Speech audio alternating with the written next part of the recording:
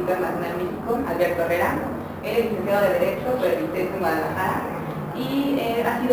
fue nombrado en 2007 director ejecutivo de Amnistía Internacional, siendo el director más joven en la historia de esta organización,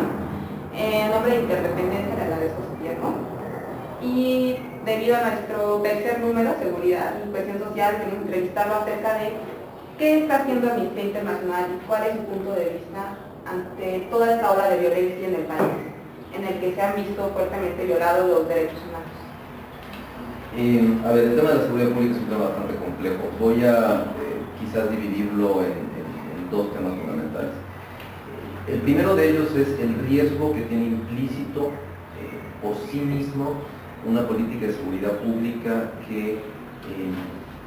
está encabezada por un esfuerzo de desempeñar labores civiles por parte del ejército. Las Fuerzas Armadas, por su propia naturaleza, no tienen como principal objetivo la defensa de la seguridad pública, sino la defensa de la seguridad nacional. Hay una brecha en perspectiva de función pública entre estas dos labores que desempeñan. Los cuerpos armados no tienen capacitación formal en materia de seguridad pública y una parte muy importante es el tema de la rendición de cuentas. Al día de hoy, todo militar que incurre en violaciones de derechos humanos contra civiles o en delitos no acude a tribunales civiles, sino a tribunales militares. La jurisdicción militar, el fuero castrense, como se le conoce, y que especialmente en este momento creo que es un tema relevante, puesto que, si recuerdan, en el examen periódico universal del Consejo de Derechos Humanos de Naciones Unidas, a México se le formularon alrededor de 80 recomendaciones por parte de diferentes países. Solamente hubo dos temas que quedaron sin aceptarse por parte de las autoridades encargadas de la política exterior mexicana. El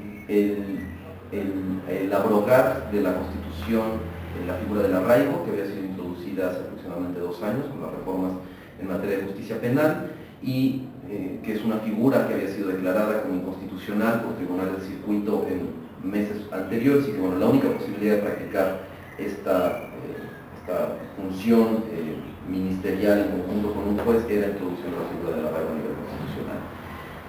La comunidad internacional, a través del examen periódico, pide que se retire de la Constitución. Y el segundo tema fundamental es el tema de la jurisdicción militar. Hay un acuerdo a nivel internacional, por lo menos desde el punto de vista de los órganos tanto administrativos como jurisdiccionales que tutelan instrumentos internacionales en materia de derechos humanos, en el sentido de que la jurisdicción militar no cumple con estándares básicos del debido proceso en materia de juicios imparciales, expeditos, donde se cumpla con toda la normatividad en materia de juicios justos que está establecido en un sinfín de instrumentos internacionales. Entonces, los estados presentes en el examen periódico universal le piden a México que termine con la práctica del fuero militar. Estas dos recomendaciones México no las acepta en un principio y dice en el mes de junio que se nos va a pedir un avance sobre el cumplimiento de las recomendaciones que sí hemos aceptado. Vamos a dar una respuesta sobre la aceptación o no de estos dos temas. Y apenas el día de ayer o antier, en voz del ministro Gómez Robledo, nos hemos enterado que México no ha aceptado la recomendación relativa a la jurisdicción militar, lo cual nos habla de que todavía hay un largo proceso, digamos, en materia de asumir esta responsabilidad que el Estado tiene cuando el ejército está desempeñando labores civiles. Entonces, los dos temas concretos que decía en un principio: el riesgo intrínseco que significa las Fuerzas Armadas desempeñando labores civiles, y el segundo tema, la falta de rendición de cuentas o los obstáculos para el acceso a la justicia, la verdad y las reparaciones, que significa la jurisdicción militar. Yo lo he dicho en muchas ocasiones, si el presidente Calderón ha decidido sacar al ejército a las calles, tiene que tomar la decisión completa. Y la decisión completa es que comiencen a desempeñar labores civiles y que generemos todos los mecanismos de control para prevenir que no se cometan violaciones y para garantizar que las violaciones que se cometan implicarán un deslinde de responsabilidades entre los culpables. Al día de hoy eso no existe. Y nada más para ampliar un poco más en el tema de la rendición de cuentas que significa el fuero militar, en este momento uno de los dos casos que están pendientes en la Corte Interamericana de Derechos Humanos es el caso de José Morales, un líder activista comunitario que en 1976 fue desaparecido, que al día de hoy no se conoce su paradero, ni con vida ni sin vida, y que las propias trabas en el acceso a la justicia por parte del sistema castrense han impedido a los familiares que puedan dar con el paradero de Rosendo Radilla. El caso llega a la Corte Interamericana. En estos meses se están planteando ya las sesiones para desahogar el fondo del asunto. Tenemos confianza en Amnistía en que el caso de Rosendo Radilla pueda abrir la puerta no solamente a una deuda inmensa en materia de acceso a la justicia por crímenes del pasado, sino a cuestionar el tema de la jurisdicción militar, que aparentemente es un tema que genera enormes reflexiones a nivel de toma de decisiones para terminar con esta práctica. Esta falta de coherencia entre lo que México dice ante foros internacionales, siempre sale como defensor de derechos, y lo que se vive al interior, es efecto de una falta de estructura.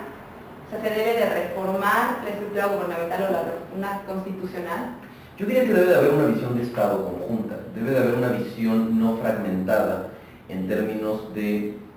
un aparato de gobierno tutelado por el presidente de la República y secretarías de Estado, algunas de ellas encargadas de la política interna, otras, o una de ellas en especial encargada de la política exterior, pero que tienen que tener una misma visión y una misma convicción. Es decir,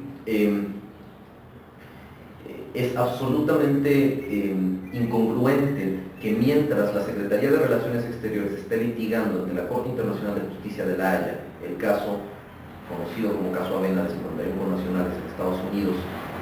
que han sido condenados a pena de muerte, que si bien es cierto, el fondo del tema no es la pena de muerte, el fondo del tema es la falta de acceso a garantías consulares y normas básicas del debido proceso, pero el propio Gómez Robledo, justamente en una conferencia que dimos juntos, decía, lo que hay en el fondo es una convicción del Estado mexicano de defender el derecho a la vida y un no rotundo a la pena de muerte. Bueno, mientras esto se está litigando en La Haya,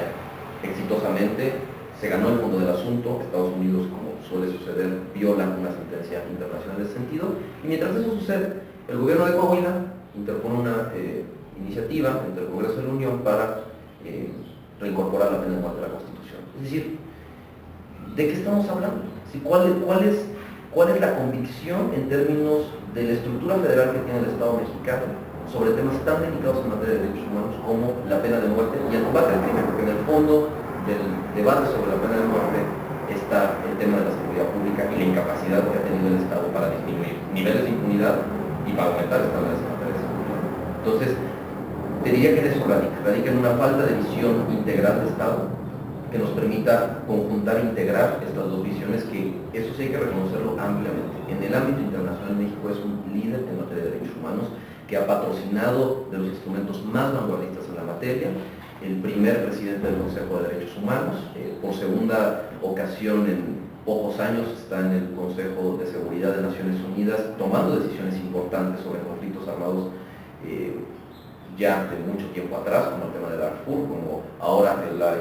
invasión israelí a la Franja de Gaza, el tema de la República Democrática del Congo, en fin, un desempeño bastante exitoso, ¿no? Falta la capacidad